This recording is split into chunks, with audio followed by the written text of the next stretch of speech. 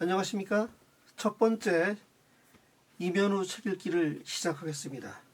아직도 다루는 게 좀 서툴러서 제대로 잘 보일지 모르겠습니다. 오늘은 요 책, 진실과 거짓의 과학사, 최성호 작가의 책을 소개하도록 하겠습니다. 제가 프롤로그에서 간단하게 말씀을 드렸는데요. 저희 책 읽는 방법 중에는 ABCD가 있다. 목적, 작가 및 책 내용 소개, 책 자체, 다음에 내용의 일부, 그리고 어떤 점을 지향하느냐, 이런 생각을 좀 해봤습니다.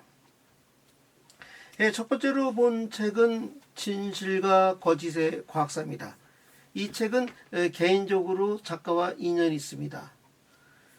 2024년 작년 10월 8일 날 최성호 작가로부터 우편을 통해서 이 책을 전달받았습니다.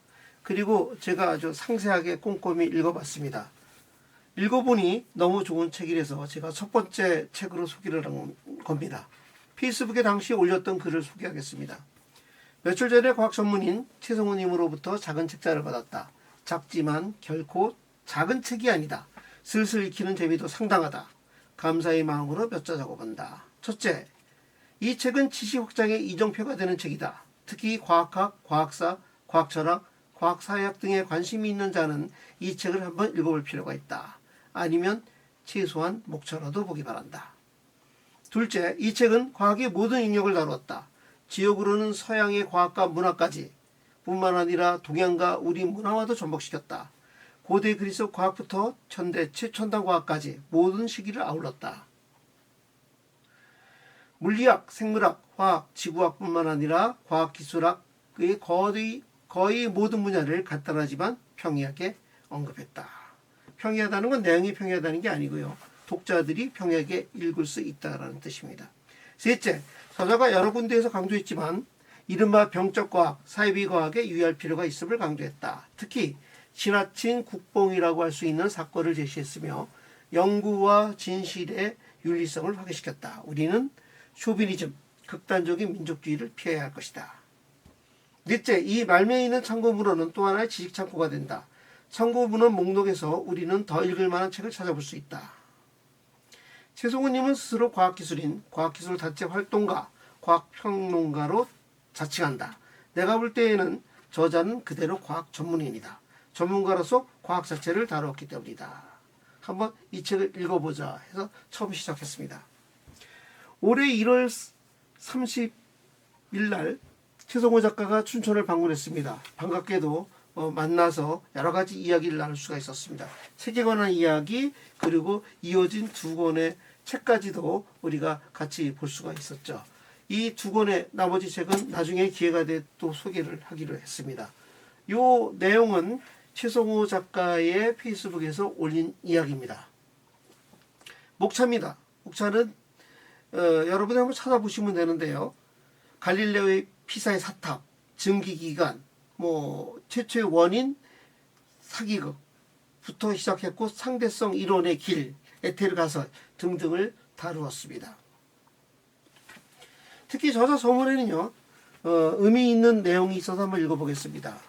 세 번째 장인 반복되는 조작과 사기, 사이비 과학에서는 과학의 역사상 유명한 사기 사건이나 논문 조작 사례를 주로 살펴보았다. 또한 명백한 사기나 의도적 날조까지는 아니더라도 지나치게 과장 발표되어 논란이 되었거나 사이비 과학 또는 병적인 과학을 의심받는 경우들도 함께 고찰해 보았다.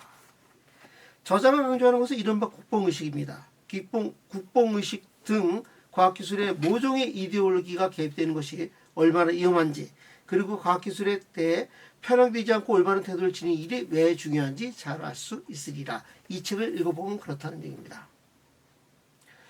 책의 일부분만 한번 같이 읽겠습니다. 1895년 독일의 과학자 렌트겐은 엑스선을 발견했죠. 이것은 과학의 역사에서 대단히 중요하고 획기적인 업적으로 인류 문명의 발전에도 큰 족적을 남겼다. 렌트겐은 1901년 첫 번째 노벨 물리학상 수상자가 되었고 이후 유럽의 과학자들 사이에서는 엑스선 관련 연구가 붐을 이루었다. 대표적인 게 바로 1903년에 퀴리 부부가 공동으로 노벨 물리학상을 탄 사건이죠. 바로 라듐을 통해서 방사선이 나오는 걸 발견했고요. 방사능, 방사선이라는 말을 퀴리 부인이 마담 퀴리가 처음으로 만들어냈죠. 이런 와중이었던 1903년 프랑스의 과학자 르네 블랑들로는 새로운 광선인 N선을 발견했다고 주장했다.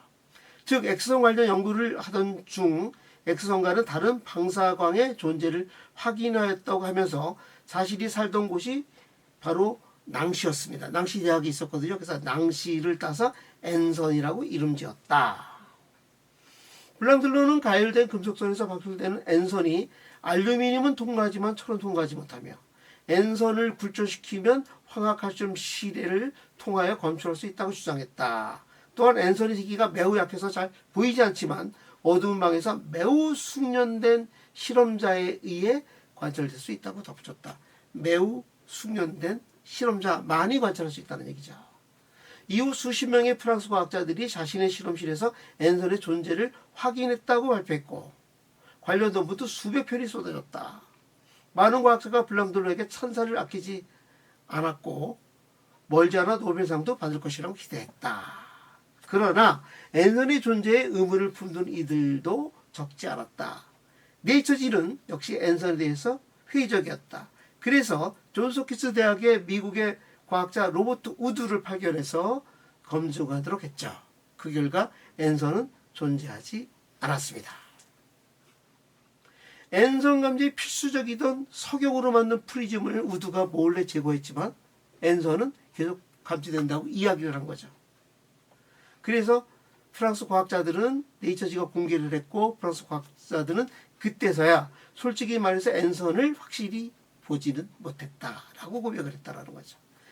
N선의 존재를 확인했다는 실험 결과는 사실 관찰자의 주관적인 판단과 착시 현상에 의한 것임이 밝혀졌다라는 겁니다. 이후 블랑드로는 60세의 나이로 은퇴를 하게 됩니다. 그리고 세인의 기억 속에서 사라지게 됩니다. 이런 현상을 병적인 과학 또는 사이비 과학이라고 이야기합니다. 예를 들어서 옛날 소련에서 1960년대 고분자 물을 발견했다고 난리를 치렀거든요. 그 고분자 물조차도 사실은 물이 오염된 것이었죠. 이러한 것들을 우리가 알아야 된다는 겁니다.